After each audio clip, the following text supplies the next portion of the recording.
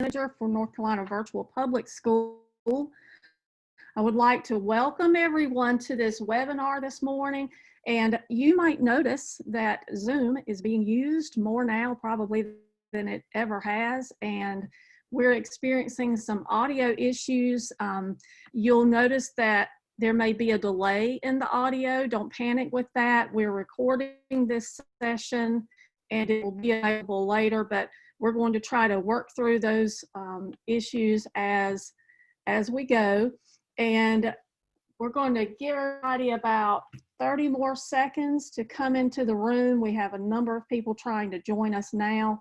And in just a few more seconds, I'll hand everything over to our presenter. We welcome you and we're glad you have joined us today. Again, if you would like to participate in chat, we do encourage you to respond to everyone there. In order to do so, you'll just need to make sure that everyone is selected in the blue drop-down box that's located in the chat area. And if you would like to drop in your name and location, we'll know more about you. And we'll get started in just a second. Angel, I'll hand everything over to you and Wendy at this point. If you'd like to go ahead and get started, I see that we're in recording mode, so we'll go ahead and move on.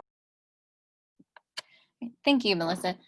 Hi, everybody. I want to say, first of all, thank you for taking this time to join us today. I was reading through the chat, and I'm really excited to see the diversity of teachers and the diversities of regions across the state that are being represented today. And I think that is the amazing thing that we can do with NCVPS is try and reach teachers and, you know, build a community of support as we all make this transition. So thank you for taking the time to be with us. I am Angel Ledbetter. I have been with NCVPS since 2014, and my moderator today is Wendy Kraft. She is the instructional director in our social studies department and is an amazing person, so I'm glad to have her here with me. What we are here to do today is introduce some concepts surrounding online learning and the use of supplemental resources in that context. So just a kind of couple things to get us started is to remember that as I show you examples, NCVPS is not endorsing any of the tools that I am advocating for.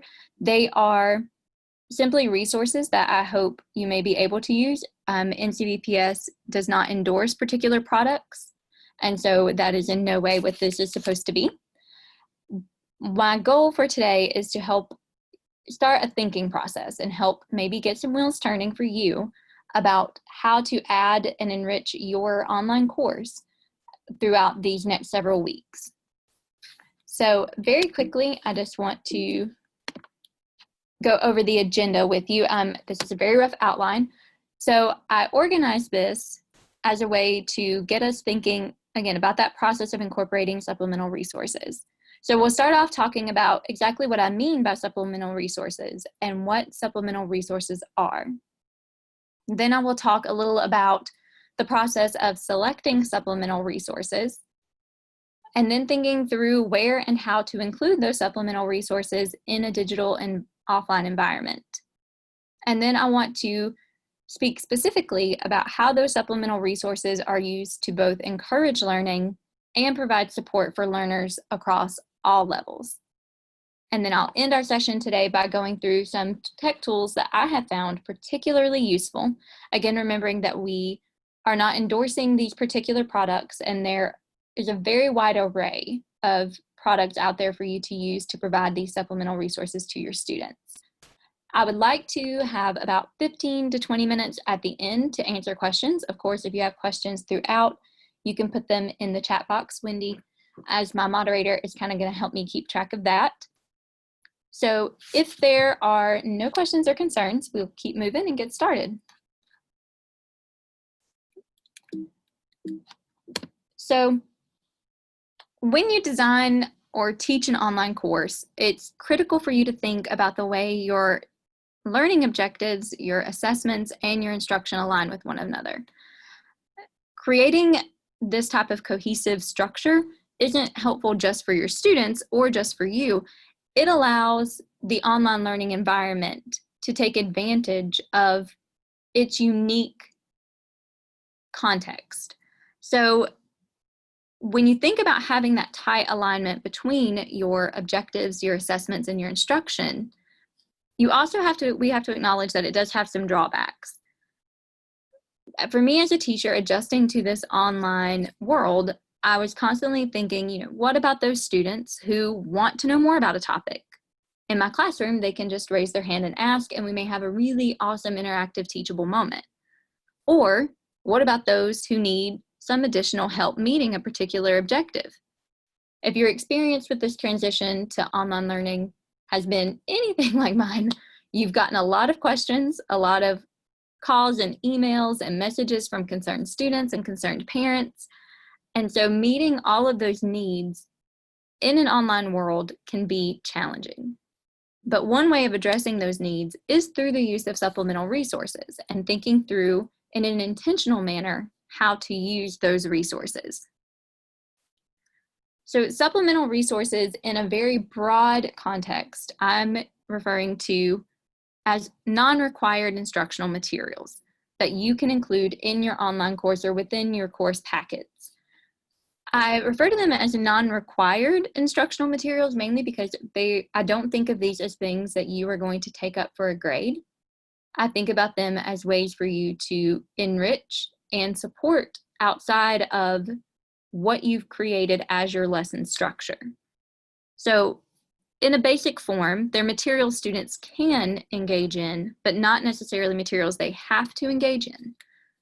And that although adding supplemental resources can create kind of a gray area when it comes to your course design and context, when they're used appropriately, these types of resources can encourage learning, enhance student motivation, and even provide support for those students at home who may be struggling.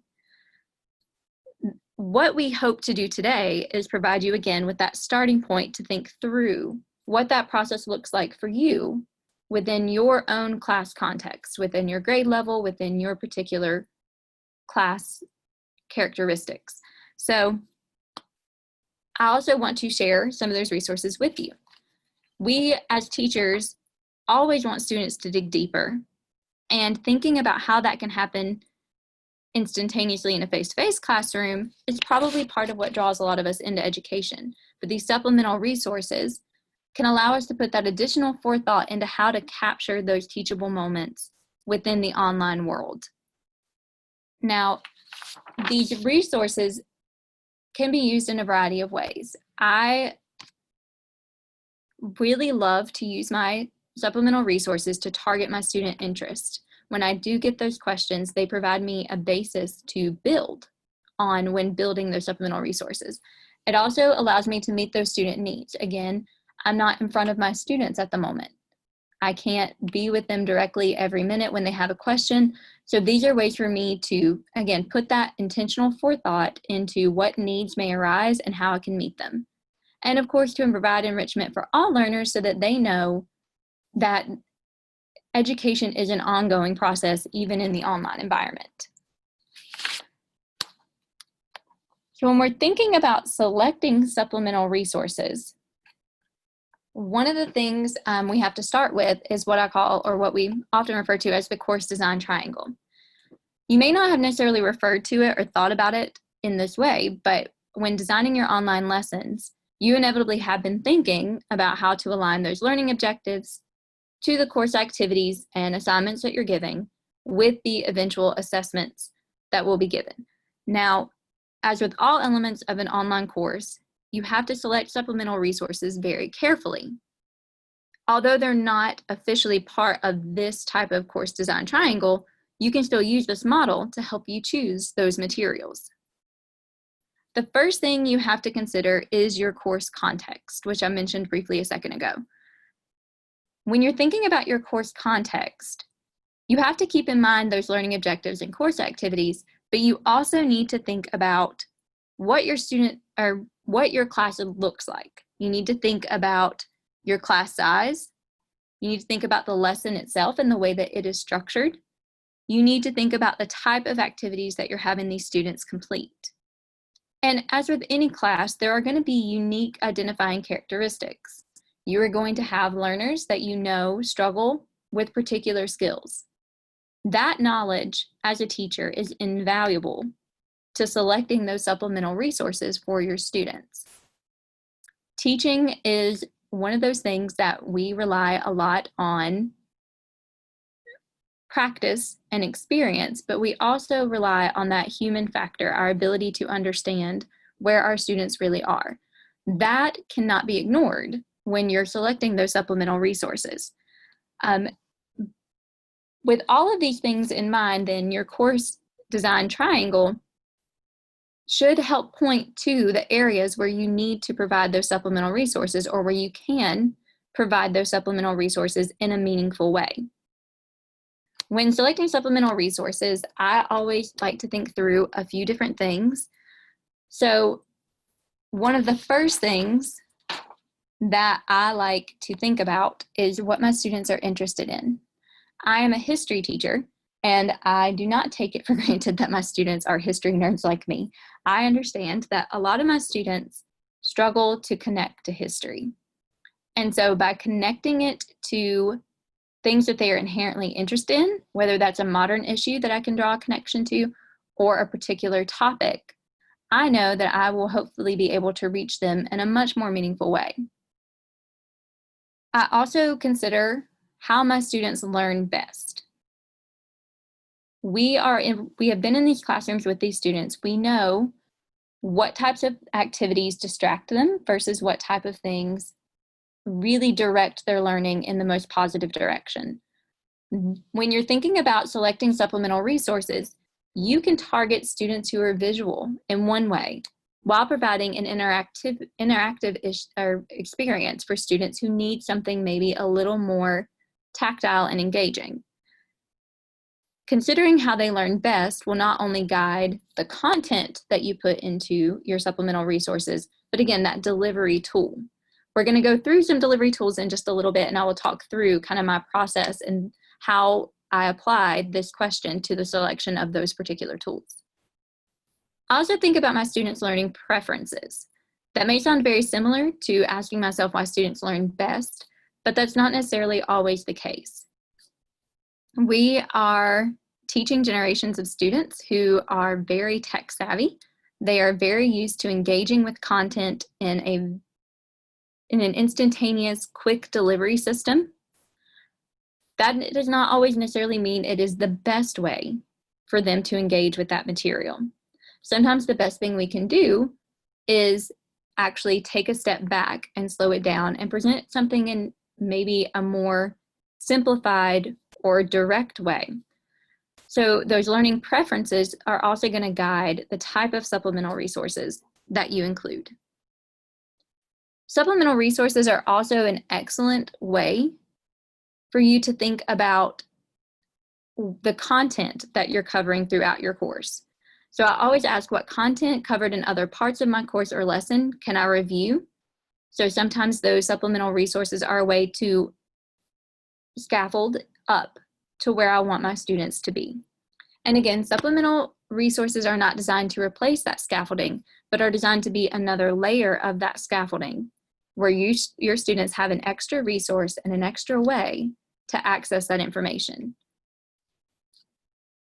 I also frequently think about what future content I can preview, in particular for my students who are high flyers and who do tend to move through things very quickly. I like to think about how I can push this forward. The supplemental resources that you include don't have to be limited to the direct content of your lessons. And in fact, they should contribute to it in some way. They should either, like the question before this asked, allow you to review a particular concept or make a connection to a previous concept, or provide a greater detail or preview for something that is coming up. Now, these questions are all kind of guided by, again, the kids being put first. By putting students first and selecting your supplemental resources, I think you will see that just like in the classroom, they become a more natural piece of your teaching. So in addition to your course context, your learning objectives, your assessments, and instructional materials, you are creating an environment that you want students to access those tools within. And so supplemental resources can contribute to creating an environment where students feel empowered to learn. Supplemental resources are designed to enhance those learning objectives and assessments and instructional materials while providing structure for your students in a way that we would inevitably or easily do within a face-to-face classroom.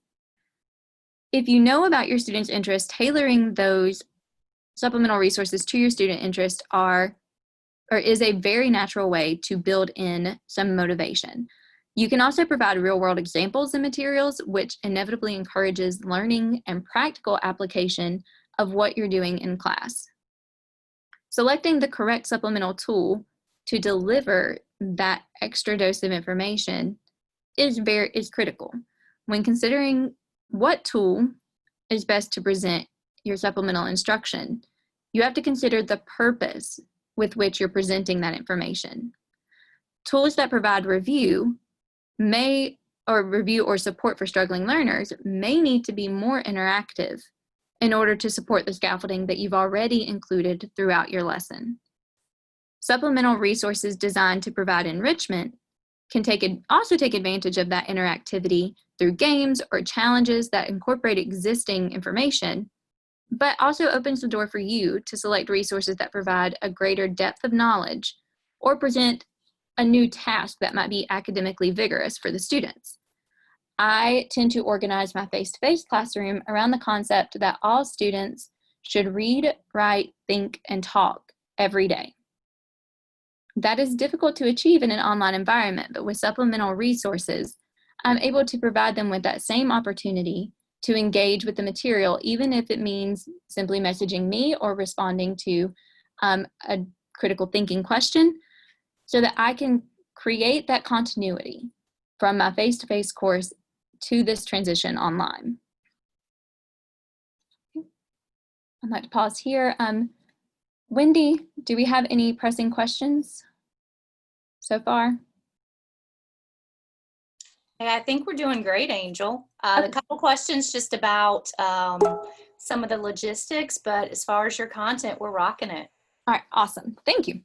Okay, so once you think through how to pick supplemental resources, you need to think about where and how you're going to include them. This transition to digital learning has put a lot of us in a brand new position as an educator. For a lot of us, we do have existing supports that we can take advantage of to provide those supplemental resources online. So, as with any element of your online course, you need to think both purposefully and strategically about where and how you're going to include those supplemental resources. Students in your course need to know that these resources are there to help them and that they're part of an ongoing system of support as they engage in online learning. One of the things that you can think about and when providing your resources online is the exact location. So I have 3 options on the screen.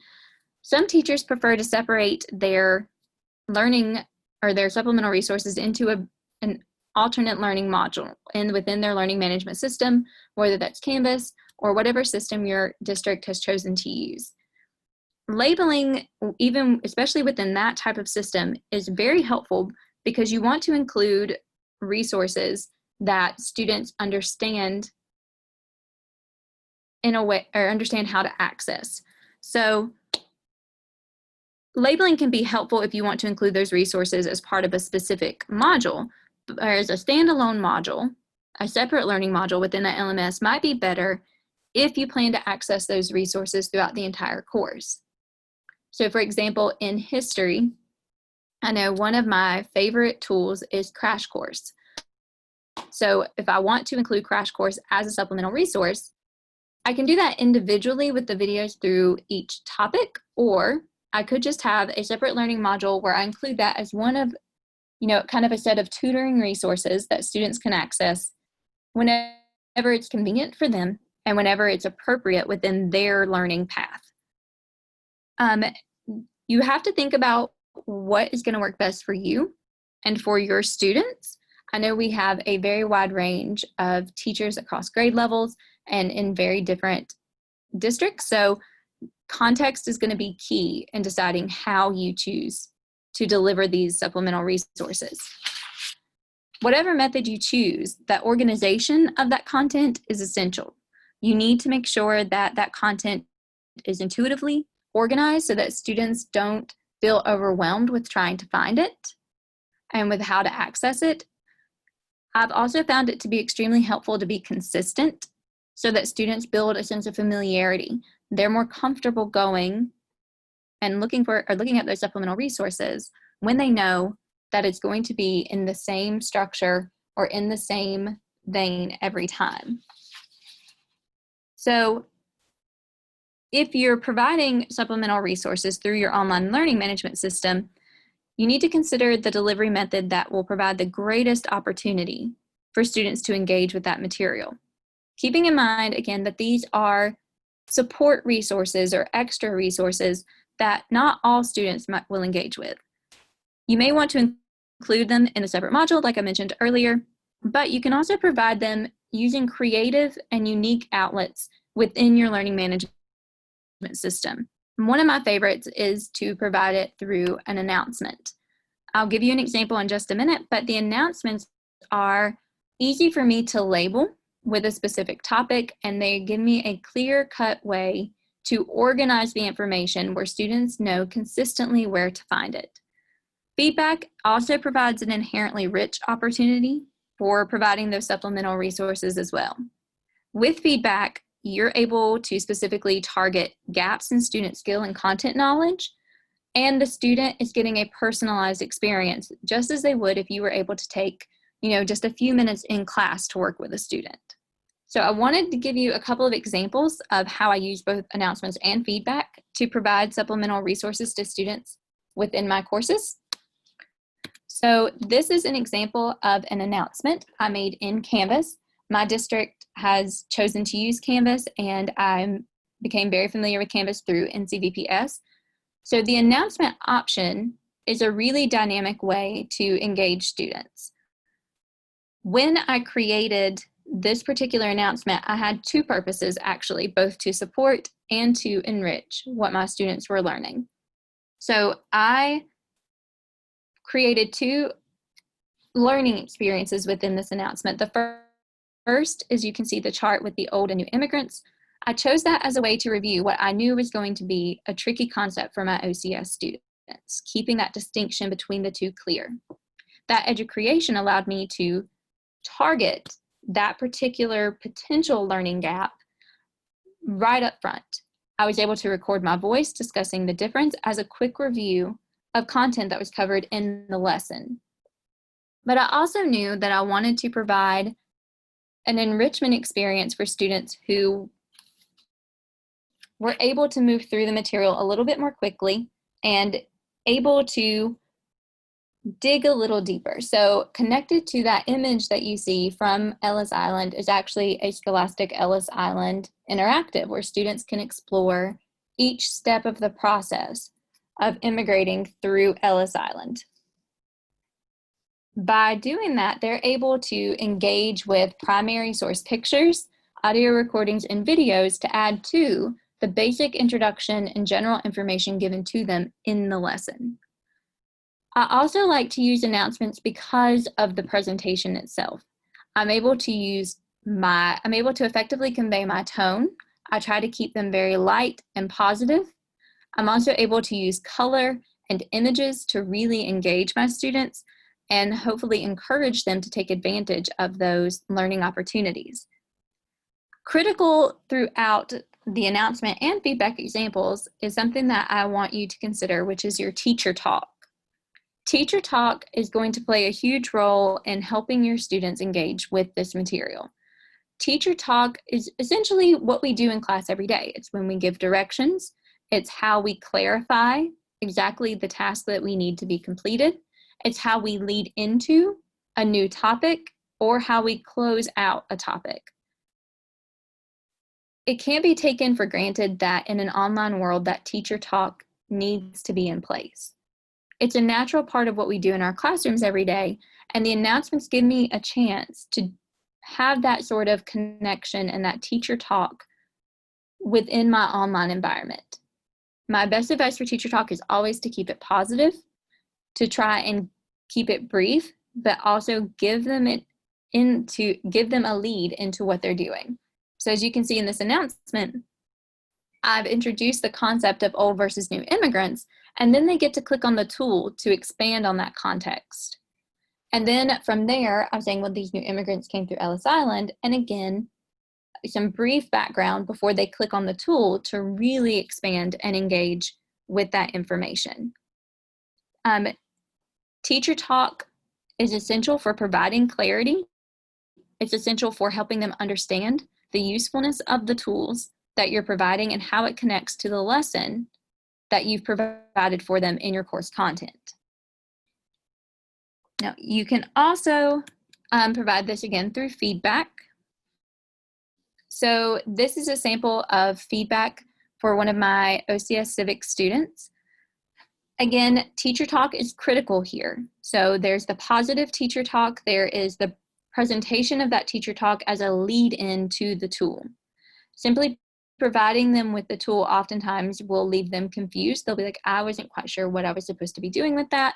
So that teacher talk clarifies the purpose of the tool that you're providing. The teacher talk here is designed to lead them into a review of specific learning gaps based on an assessment. So by providing this through feedback, I'm able to give my student a personalized experience within my course. Whereas you may have students come up to you and ask questions during class or after a test, this allows you to do the same thing within the online context. So you can see here I provided a video on naturalization, a graphic organizer through a Thinglink on civic duties, and then another Azure Creation explaining the different types of taxes that were covered in the assessment or in the lesson. These tools, again, are built on the idea of making it accessible for the students. They know that when they click on I do this through Google Docs, when they click on the file, they are going to get a selection of tools tailored to them. That consistency gives them the opportunity to buy into the system and to make the best use of these supplemental resources. Now, the feedback, again, will be different for every student and should be tailored to them, but it allows you to really target what that particular student needs. And of course, I know that living in North Carolina, equity is a big issue with internet access, so a lot of our schools do deliver packets, but you can deliver a lot of the same supplemental resources through offline options. Graphic organizers, vocabulary developers, and concept maps have been some of the most effective ways that I've been able to engage students with supplemental resources throughout the offline portion of our course. So the examples that you see on the screen are two that I use pretty frequently. The first is an example of a particular graphic organizer that I use to help students learn more or, organize their information about foreign policy. So they will have completed a lesson, and then this would be an additional step if they were struggling or if they needed a way to kind of pull that information together. Again, these are not designed to take the place of your lesson, but only to scaffold and support what you've already put into your lesson. Vocabulary developers like Frayer models are also one of my favorite. That's what you also see on the screen there. By providing students with that opportunity to take a concept or a word, to define it, to illustrate it, to then provide examples and non-examples, we are able to allow them to take ownership of that learning and provide them with a way to organize that learning in a meaningful way for themselves. Same thing with concept maps. I love card sorting activities with vocabulary as well. So those are just some offline options that you can provide as supplemental resources to students who may need that extra resource to help organize what you've put into your lesson content. Now, when I think about how to use supplemental resources, I'm thinking about it through one of two lenses. The first lens is, how am I going to use these supplemental resources to encourage learning? Supplemental resources are a powerful tool that can encourage students to stay up to date, not only with their work, but with what's going on in the world around them or a particular topic. By including those resources that relate directly to your learning objectives, students get to explore topics that really are genuinely interesting to them. And this can increase their motivation, it will increase their participation, and make the online learning environment a much richer place for all students. In this respect, supplemental resources, they do encourage exploratory learning and help students stay up to date with what's going on. But because they're optional, students don't necessarily have to stress about completing them. It's not just another task that's being added to them on top of everything else. This can help you design for the margins. I'm always thinking about those students who, again, might already have mastery of some of the lesson content and objectives or move through them very quickly. And those students on the other end that I know they consistently need that extra support when we're in class together. So by using supplemental resources to encourage learning, I'm able to add depth of knowledge for students regardless of their level. I can present critical thinking challenges to students who are ready for that. I can make modern connections, and I can incorporate those student interests. So going back to my announcement example, that was a key consideration when I built this announcement. I was thinking about how to review a key concept, old versus new immigrants, but I also knew based on past experience, again, that my students were particularly interested in what that immigrant experience was like. So using that Ellis Island interactive was a way for me to give them a window into that experience. And their natural interest, their natural desire to learn is what will draw them to that and help them kind of become leaders in their own learning. Now, the other way, or the other lens that I use to think about supplemental resources is as an avenue to provide support. This is every bit as critical as providing that enrichment. And I think about both proactive and reactive resources when supporting my students. So proactive resources involve you thinking through your planning process. We all know as experienced teachers kind of where some learning gaps might naturally occur. And you may know even for particular students where certain struggles are going to come up. So when you are designing instruction, you can select supplemental resources that are going to hopefully eliminate or ameliorate those problematic concepts or content. So when you're thinking through the next lesson, you can think about where you know students have struggled in the past and develop tools that will target those particular concepts or that particular content. So this is from kind of the front end thinking forward. Whereas reactive resources are delivered throughout the instructional process and are based on formative assessment and instructional data. So essentially you are targeting evidence-based learning gaps for particular students or for particular groups of students. Those reactive resources are designed with particular students in mind as a way to back up what you've already taught them. So thinking through the purpose of whether you need a proactive resource or a reactive resource, again, will guide the type of supplemental resources that you choose to put into place.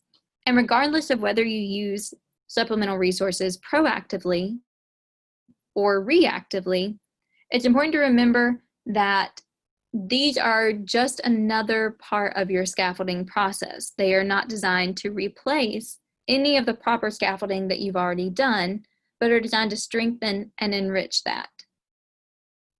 So in my feedback example, again, I was thinking through, for this particular student, where these learning gaps were. Based on his assessment data, I knew that he needed to review the naturalization process.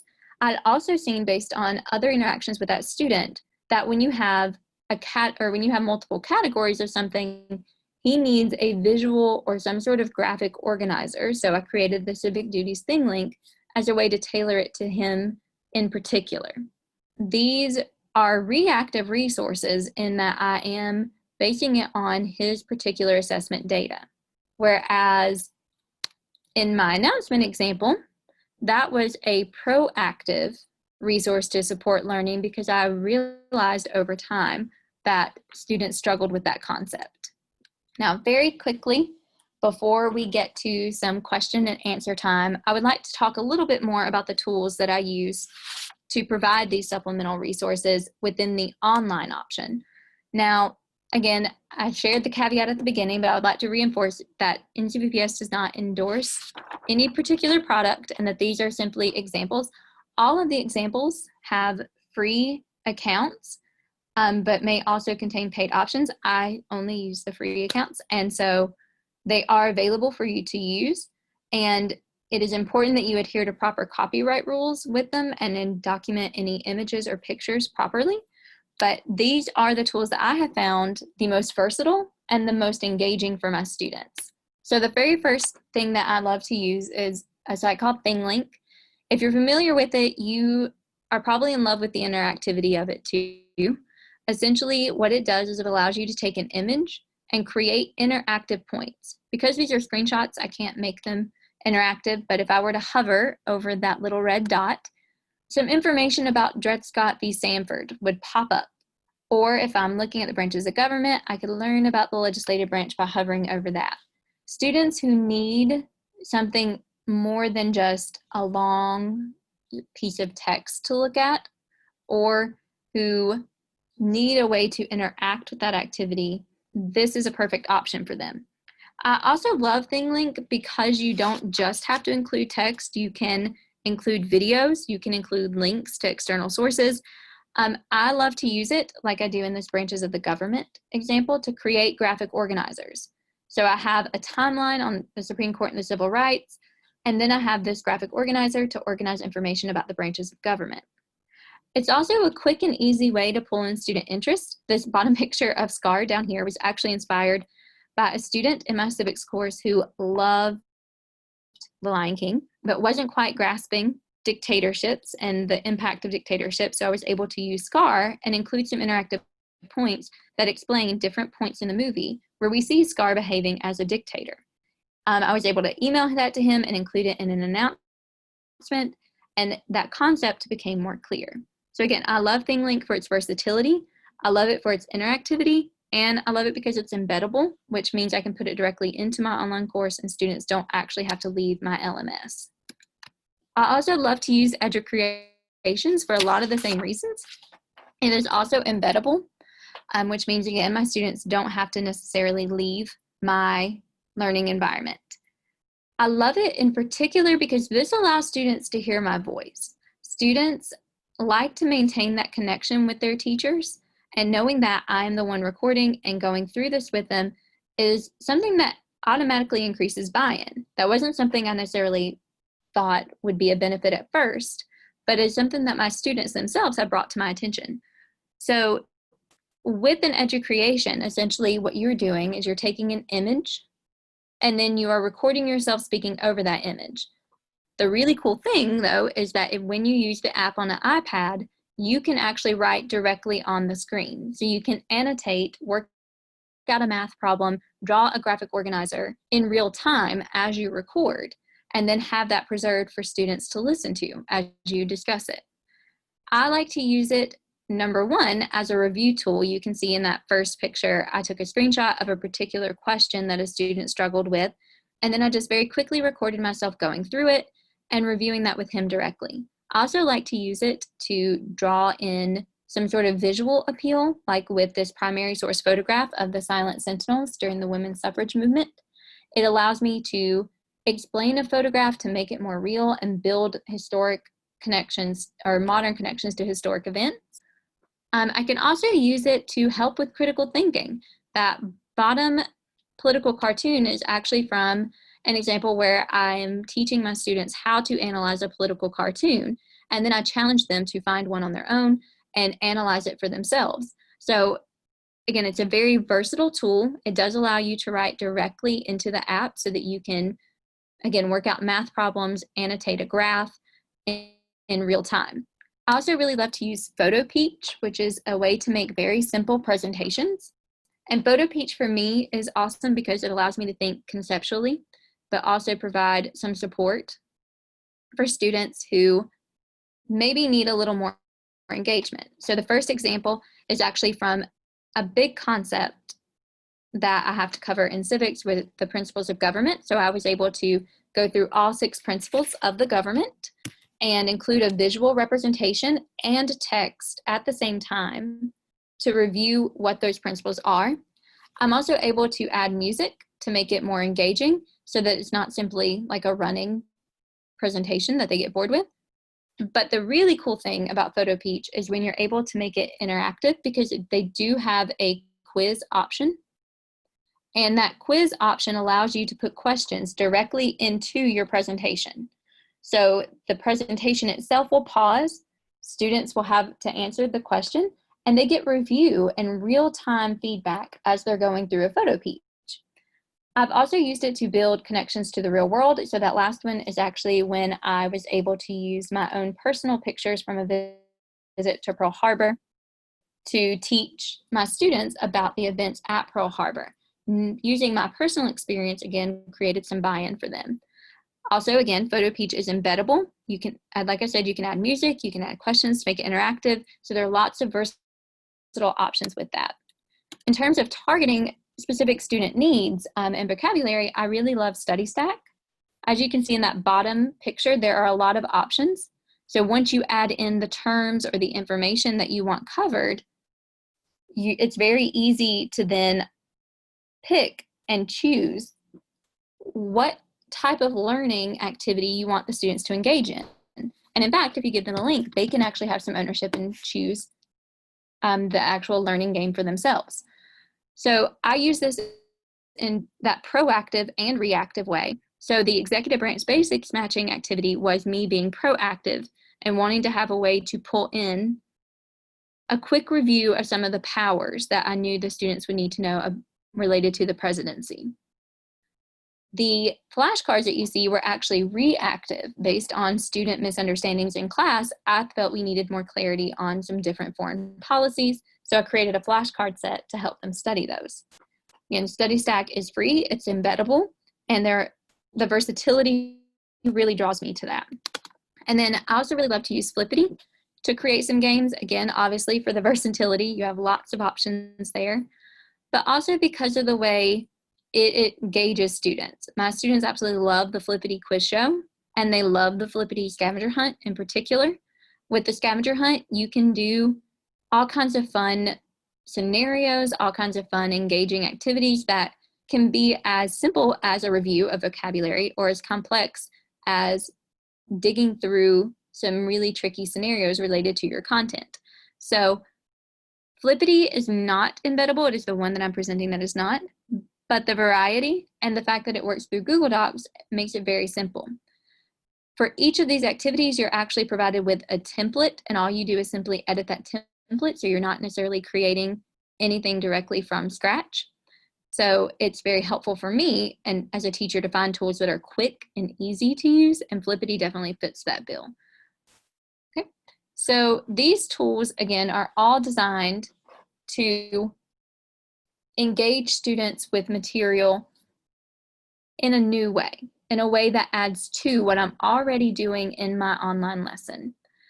I hope that you'll find some helpfulness in all of them. And before we wrap up, I think now would be a great time. I think we have about a little more than 15 minutes for some questions. So I would love to hear from you guys and answer any questions that you have about these supplemental resources and how to use them in your online courses.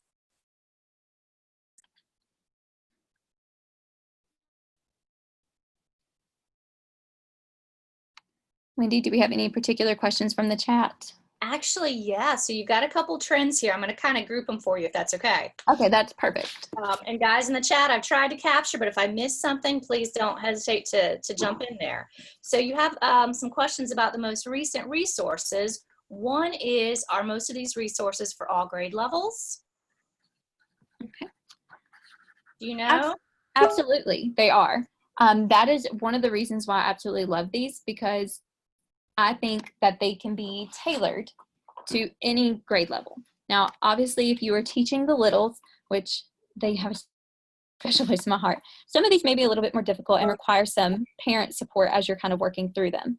But even with, so when thinking about like a Thinglink with kindergartners, if you were to make a Thinglink on, and again, I'm not a kindergarten teacher, so forgive me if this is a bad example, but if you were trying to teach them, you know, information about the letter, let's say the letter A, you could make a Thinglink about the letter A that includes pictures, that could include a video, a recording of the way A sounds, and all of those things could be included in this one place where students could just like kind of move through and explore, obviously with their parents' help.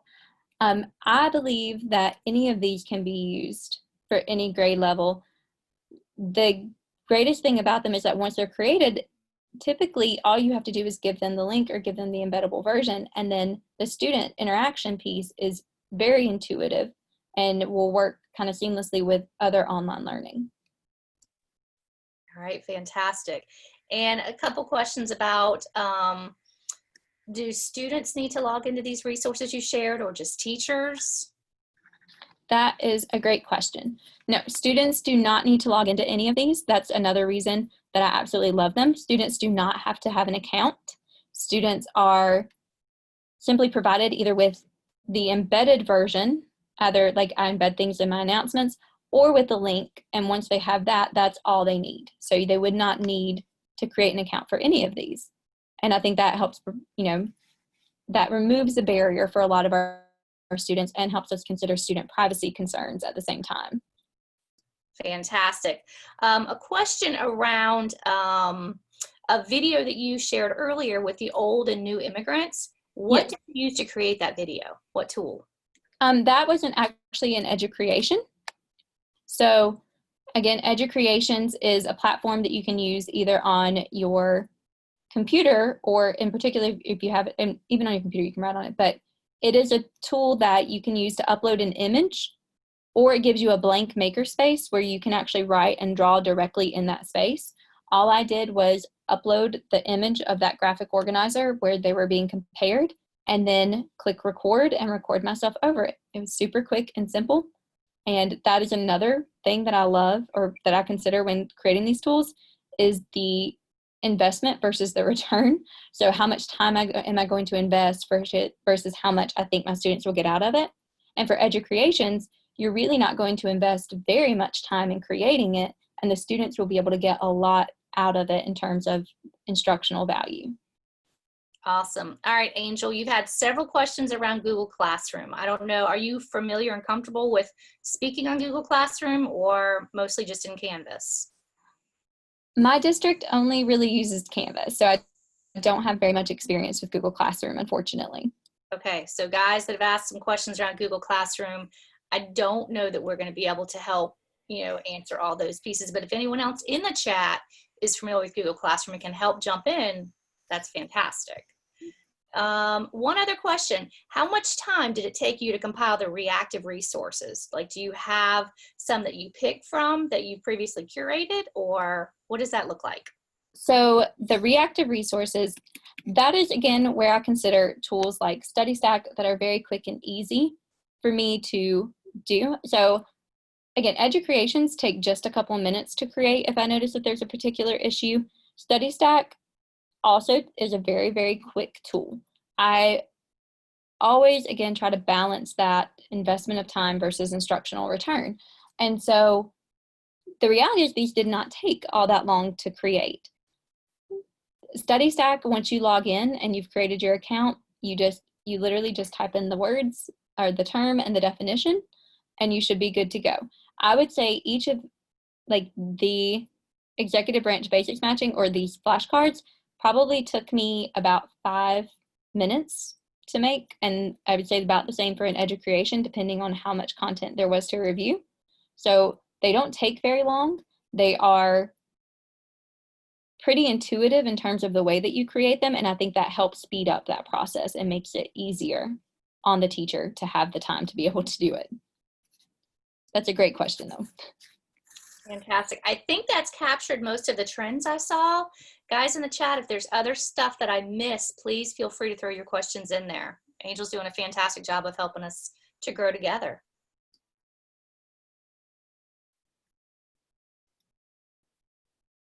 And again, I would emphasize that that speed and ease of use are major factors in the tools that I chose.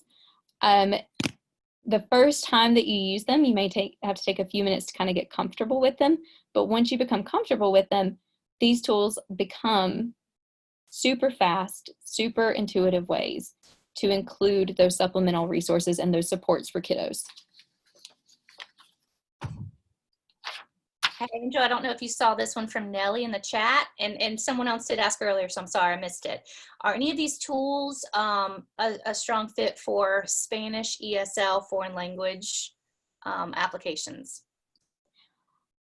In particular, I would definitely think that Azure Creations would be a great one because it allows you to record and kind of go through the process of both reading, or I guess all processes of reading, writing, and speaking that language. I would think that it would allow you to provide that language support. I would also think that in terms of accessibility, any of these could be used with English language learners as long as you had the translation available. StudyStack in particular would also probably be another great one to help bridge that language gap and to help students study particular parts of the language.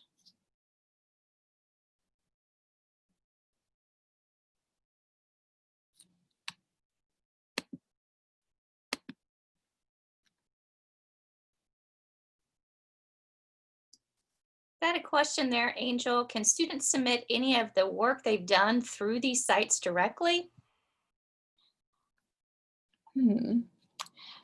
What I've done, for example, since I'm on the StudyStack slide, so I've had students screenshot their completion screen and submit that to me.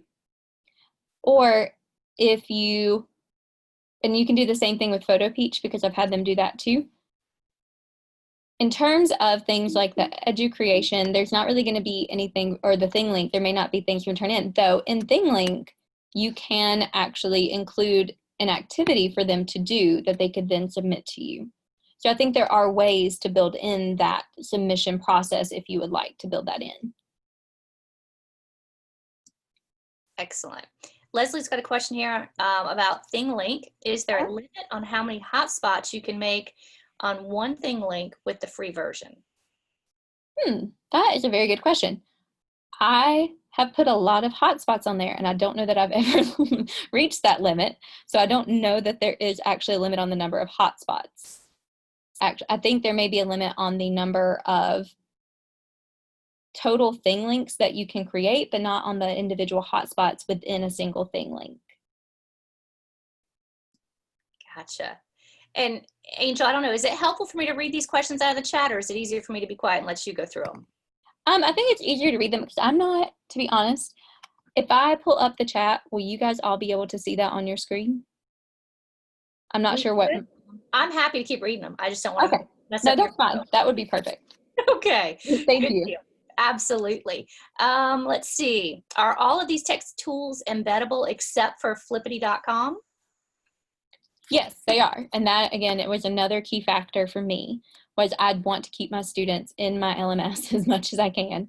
So all of these are embeddable, and except for the Flippity.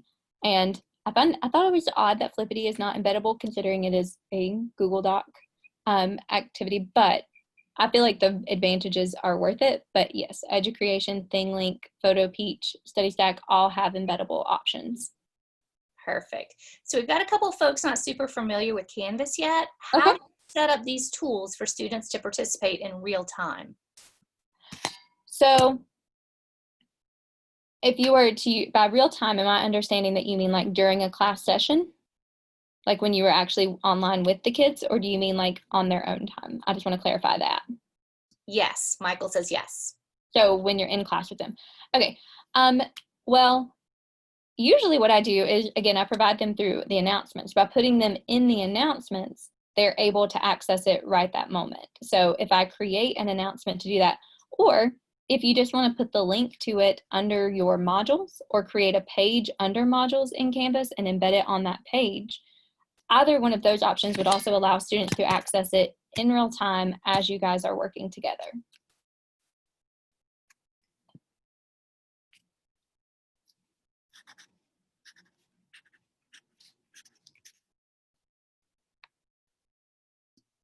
All right, good stuff. I think we pretty well captured most questions. Are there any others from the chat?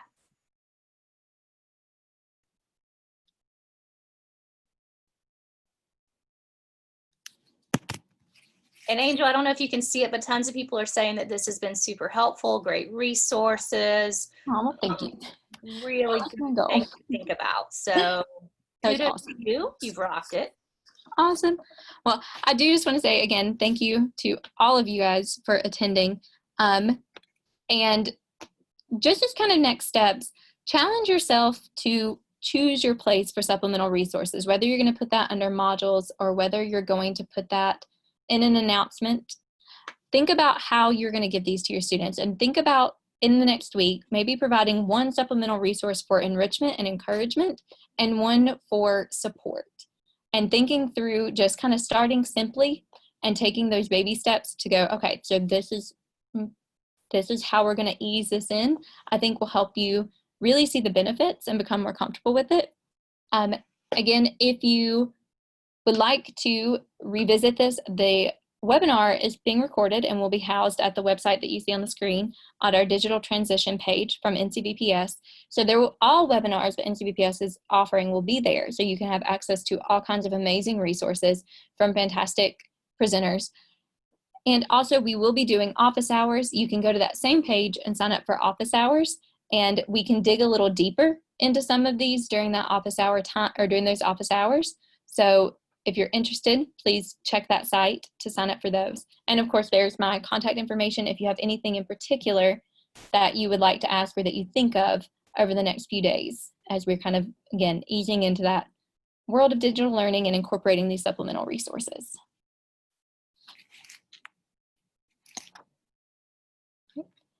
Are there any other questions? I would love to take them now. And like I said, if not, hopefully one of these options will work for you to be able to get the answers that you're looking for.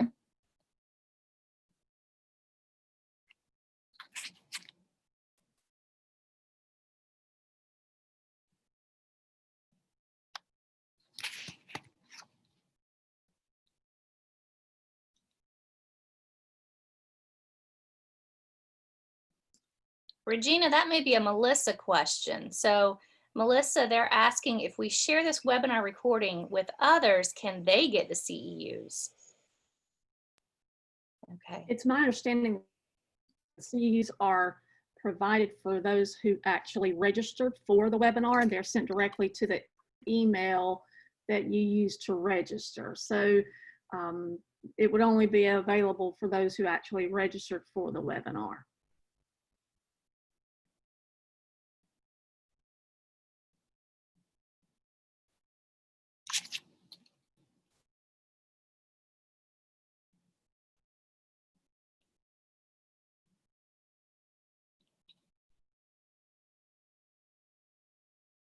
Okay. Again, I really appreciate everyone's dedication to doing what we can to support our kids as we make this transition. And I want to emphasize again that you're not in this alone, that teachers all across North Carolina are really here to support one another. So I hope that this has been useful, and I hope that you take away something, even if it's something small, that will help make this transition a little easier and better for both you and your kids. Again, thanks for coming and for taking the time to learn and grow with us today.